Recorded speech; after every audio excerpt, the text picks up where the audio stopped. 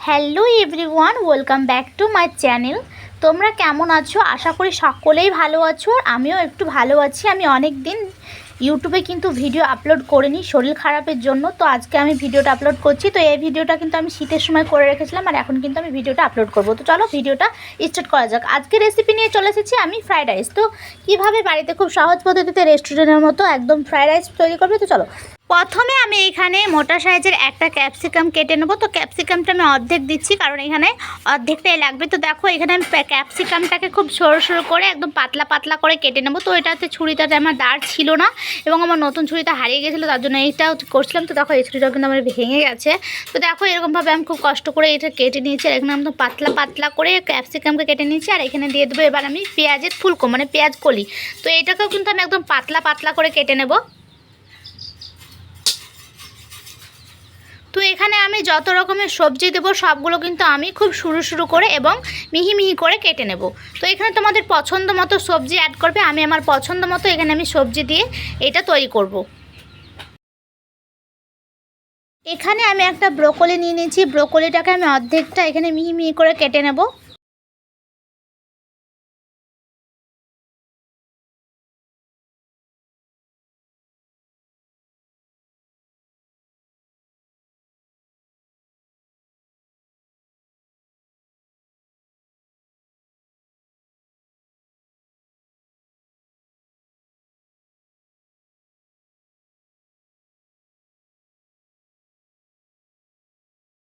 ব্রোকলিটা আমার কাটা হয়ে গেছে মিহি মিহি করে, আমি ব্রোকলিটাকে তুলে নেব। তারপরে আমি এখানে কেটে নেব গাজর। তো গাজরটাকেও কিন্তু একদম পাতলা পাতলা করে কেটে নিতে হবে খুব সুন্দরভাবে।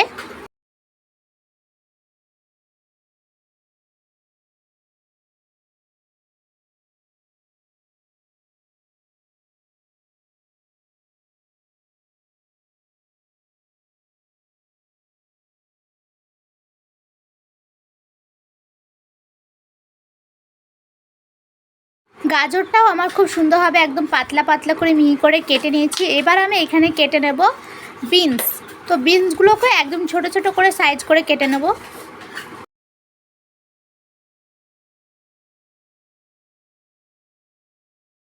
বিনসটাও আমার সরু সরু করে কাটা হয়ে গেছে, বিনসটাকেও আমি থালির মধ্যে তুলে নেব।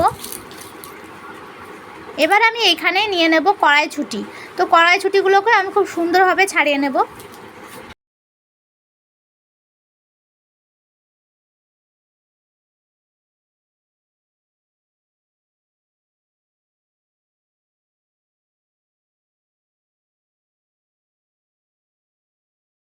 কড়াইশুঁটিগুলো আমার ছাড়া হয়ে গেছে, আমি এগুলোকে থালার মধ্যে সব তুলে নেব। এবার আমি এখানে কেটে নেব 3টে পেঁয়াজ। তো পেঁয়াজগুলোকে একদম জিরি জিরি করে কেটে নেব।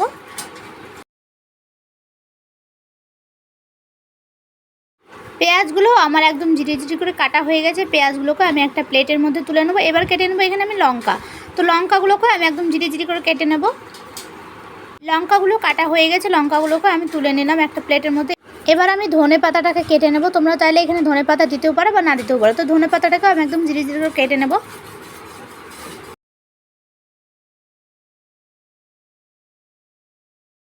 ধনে পাতাটাকে আমার জিরি জিরি করে কাটানো হয়ে গেছে, এটাকে প্লেটে তুলে নিচ্ছি। আর আমার এখানে সমস্ত সবজি এবং সবগুলো কাটা হয়ে গেছে। দেখো আমি একটা থালার মধ্যে তুলে নিয়েছি। ফ্রাইড রাইস বানানোর জন্য চালটাকে আমি প্রথমে খুব সুন্দরভাবে একটু ভিজিয়ে রাখবো, এবং ভিজিয়ে রাখার পর আমি চালটাকে খুব সুন্দরভাবে ধুয়ে নেব। চালটাকে ভিজানো হয়ে গেছে, এবার আমি খুব সুন্দরভাবে চালটাকে ধুয়ে নেব।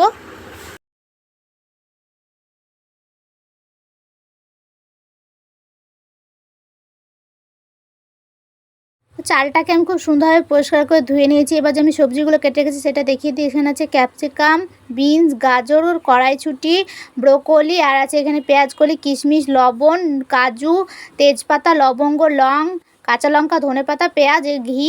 তো এগুলোকে আমি সব রেডি করে নিয়েছি, তো তোমরা দেখিয়ে দিলাম। এবং আমি এখানে পানি চাপিয়ে দিয়েছি, পানিটা গরম হয়ে গেলে এখানে লবণ এবং লবঙ্গ, লং, তেজপাতা দিয়ে আমি চালটাকে দিয়ে দেবো। তো চালটাকে দিয়ে আমি খুব সুন্দরভাবে ভাতটাকে আমি তৈরি করে নেব। তো দেখতেই পাচ্ছ ভাতটা কিন্তু খুব সুন্দরভাবে তৈরি হয়ে গেছে, আর ভাতটা কিন্তু অনেকটাই মিহি মিহি চালটা ছিল। তো দেখো এখানের মধ্যে আমি সাদা তেল এবং আমি অর্ধেক পরিমাণে ঘি দিয়ে আমি খুব সুন্দরভাবে এখানে গরম করে নেব ঘিটাকে। তো ঘিটা গরম হয়ে গেলে এখানে আমি দিয়ে দেবো তেজপাতা, পেঁয়াজ, লঙ্কা, তো এগুলো দিয়ে আমি খুব সুন্দরভাবে এখানে আমি নাড়াচাড়া করে ভেজে নেব।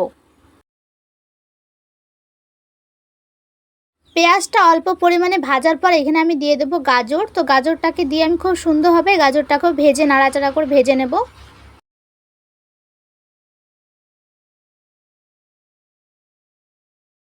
গাজরটা আমার ভাজা হয়ে গেছে। গাজরটা ভাজা হয়ে গেলে এখানে আমি দিয়ে দেবো বিনস। তো বিনসটা দিয়েও আমি ভালোভাবে আর একটু ভেজে নেব আবার। বিনসটাও ভাজা হয়ে গেছে আর অনেকটা নরম হয়ে গেছে। এবার আমি এখানে দিয়ে দেবো ব্রোকলি। তো ব্রোকলিটাকেও দিয়ে আমি খুব সুন্দরভাবে ভেজে নেব। ব্রোকলিটাও ভাজা হয়ে গেছে। এবার আমি এর মধ্যে ক্যাপসিকাম, পেঁয়াজকলি দিয়ে দেবো, কড়াইশুঁটি দিয়ে ভালো মতো এটাকে আবার আমি খুব সুন্দর মতো ভেজে নেব। একটু ওখানে অল্প পরিমাণে লবণ এবং জিরে গুঁড়ো অ্যাড করে এটাকে খুব সুন্দর মতো ভেজে নেব। তো সবজিগুলোকে খুব সুন্দর মতো আমার ভাজা হয়ে গেছে। আর দেখো দেখতেই পাচ্ছ রাইসটাও কিন্তু আমার অনেকটাই ঝরঝরে হয়েছে আর খুব সুন্দরভাবে রেডি করে নিয়েছি। একটা প্যানের মধ্যে অনেকটা পরিমাণে ঘিটা দিয়ে দিই। ঘিটা গরম হয়ে গেলে এখানে দিয়ে দেবো কাজু আর দিয়ে দেবো কিশমিশ। তো কাজুটাকে অল্প পরিমাণে একটু ভেজে নেবো, তারপরে আমি দিয়ে দেবো এখানে কিশমিশ। তো এখানে আমি কিশমিশটা দিয়েও খুব সুন্দর মতো ভেজে নেবো। এখানে তোমরা চাইলে আরও অনেক কিছুই ফ্রুট অ্যাড করতে পারো, বাদাম। তো এখানে আমি আমার পছন্দ মতো 2 রকমের বাদাম অ্যাড করে দিয়েছি। এবার এখানে যে সবজিগুলো ভেজে রেখেছিলাম সেগুলো তো দিয়ে দেবো। তো সেগুলো দিয়েও কিন্তু আবার সুন্দর মতো এখানে আমি ভেজে নাড়াচাড়া করে নেব।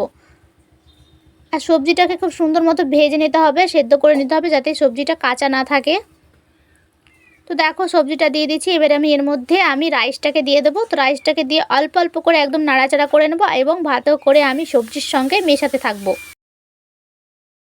তো দেখতেই পাচ্ছ রাইসটাকে আমি খুব সুন্দরভাবে সবজির সঙ্গে মিশিয়ে নেব। আর এখানে আমি অল্প পরিমাণে লবণ আর দিয়ে দেবো জিরে গুঁড়ো। তো এটা দিয়েও আমি আবার সুন্দরভাবে এটাকে মিশিয়ে নেব।